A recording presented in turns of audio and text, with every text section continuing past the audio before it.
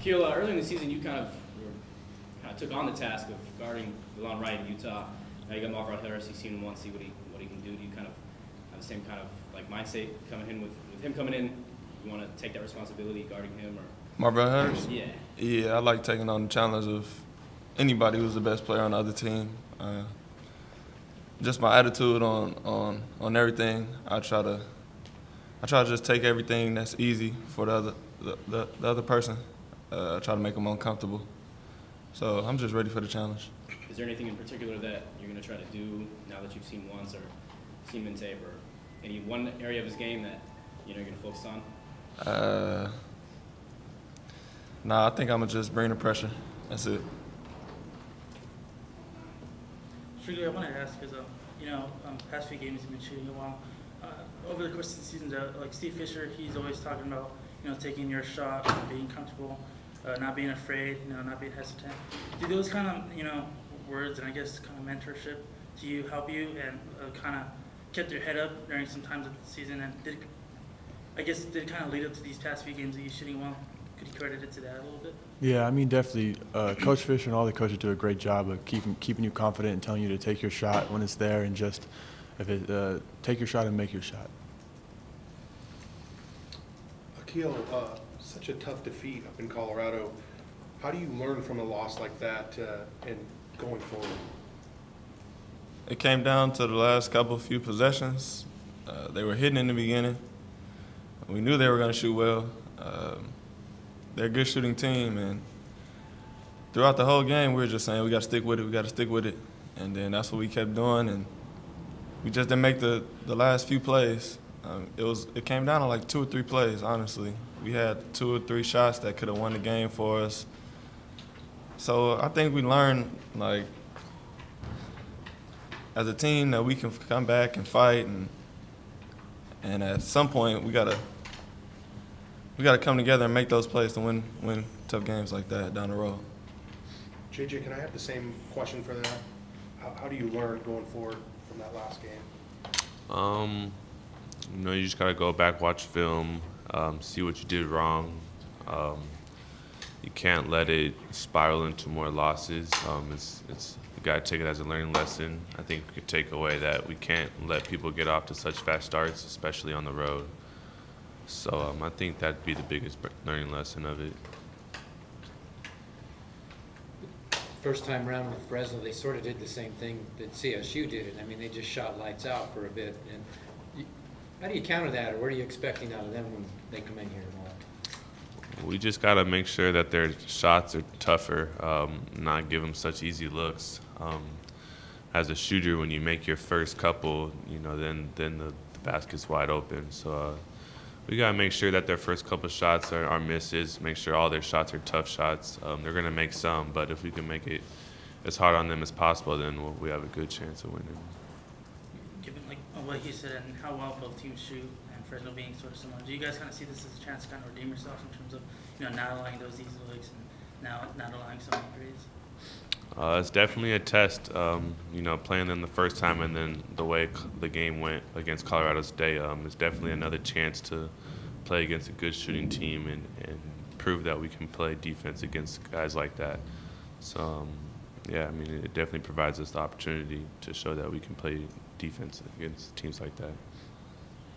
And this will be your second time, playing Fresno. I think Air Force was the only other team you guys seen twice this year. First game was close, and that was kind of a blowout against Air Force. Fresno obviously lost this game. Does it help in terms of preparing, rather than just watching film? You know what you're up against. Just the style of play, and you've seen them in person now. Does it kind of help a little bit? It helps a little bit, but with us, we've been looking forward to this game since the end of that game. So it helps that we did play them, but I think as a group, we've been ready for this game for a while now, and it's finally here, and I think we'll be ready tomorrow. In recent history, it's not really often that you guys maybe drop one on the road and come back home immediately after and drop another one. Is that kind of, you guys find comfort in that, or as you said, you've kind of been waiting for this game, you're just ready for it regardless? Yeah, I think we're just excited and pretty amped up as a group. After a long road trip like that, I think it's like a deep breath when you get to come home and see that crowd when we come out, and it's just gonna be a boost of energy, and we're looking forward to it. Matt, how motivated are you to get the win, especially considering what happened at Fresno? You know, always motivated to get the win. It helps that we had a game like we did last time against them. You know, we're just ready to get out there and play a good game and play hard and try to get the win. JJ, as a senior member on that team, if you could maybe just comment a little bit on what Malik did on the last game. He sort of showed up big time that game. Talk about him. Yeah, he was huge. He played beyond his years.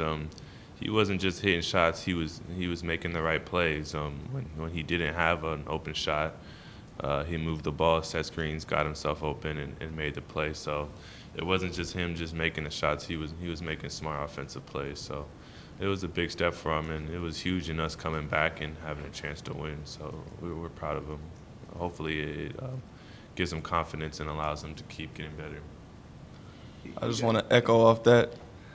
I seen Mark Ziegler tweet out, good news, he showed us what he could do.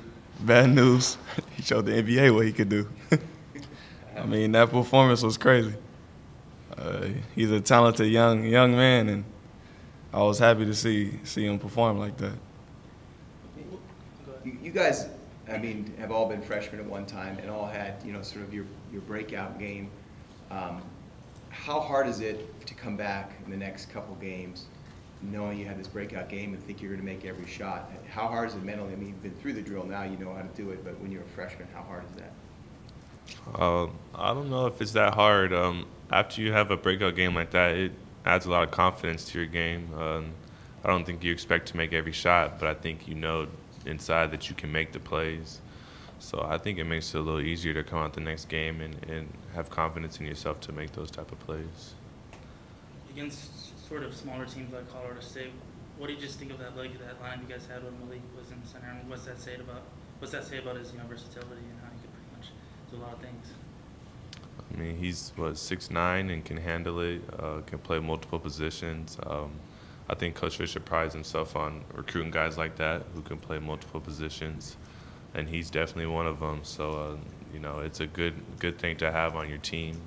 He can come in and play the wing or play down low, and hopefully that gets some more opportunities as the season goes on. Obviously, it's kind of a small sample size for Malik, but where do you guys, at this point, kind of see him ranking it in terms of the rest of the conference and just pure scoring ability?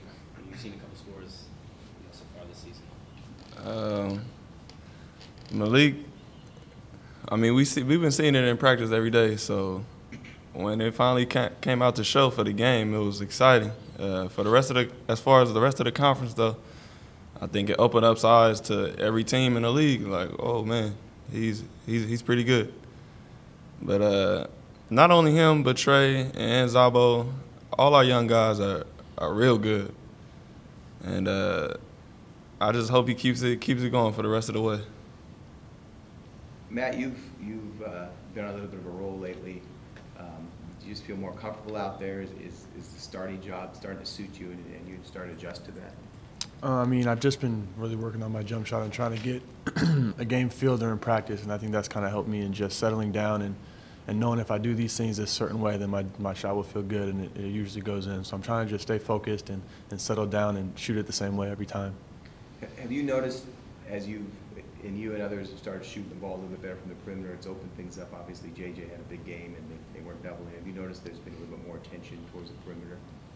Oh, yeah, definitely. I feel like when I hit the post, their guys really do hover towards me, which gives JJ more of an opportunity when I'm on the ball side. But, you know, they're still going to post double him because he's doing great in there. So it's just we just got to keep making our shots and knocking down the open ones.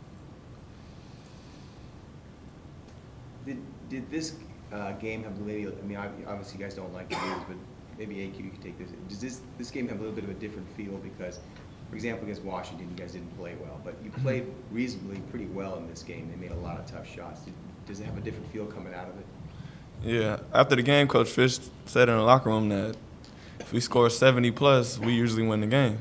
But we were definitely hitting shots. They were hitting a lot more than us. Obviously, they won the game, but I think as you can see, our offense is getting better each and every game. JJ is coming along. Myself, Matt, Malik, a lot of guys are starting to step up on the offensive end, and it's good for us.